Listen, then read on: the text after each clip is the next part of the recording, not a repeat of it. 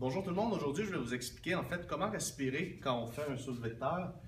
Super important de contrôler sa respiration parce qu'au fond c'est elle qui va nous protéger dans le fond les vertèbres lombaires quand on fait ce mouvement.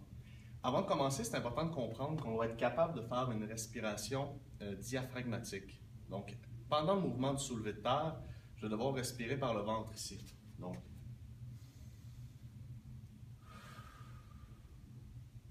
pourquoi c'est important? En fait, je vais activer mon diaphragme. Et mon diaphragme, quand il va être activé, il va pousser mes organes vers le bas.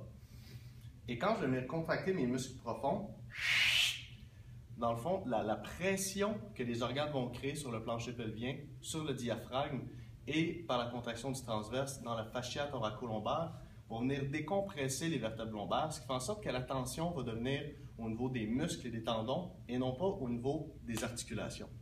Donc, pour bien respirer, quand vous soulevez un objet dans la vie de tous les jours ou quand vous vous entraînez en faisant le soulevé de terre, on doit respirer de cette façon-ci.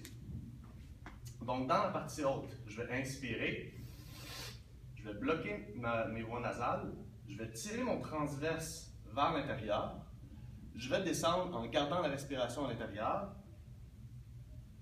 Et quand je vais remonter, je vais expirer avec les lèvres pincées en fait pour créer une pression encore plus forte au niveau de la pression intra-abdominale. Donc ici,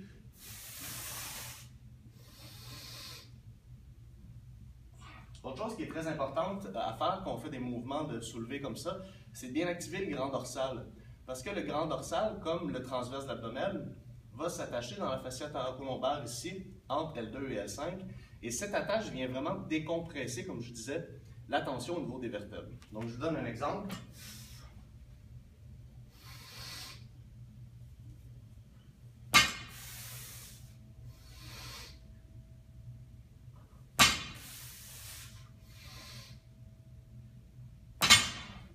Et voilà, bon entraînement.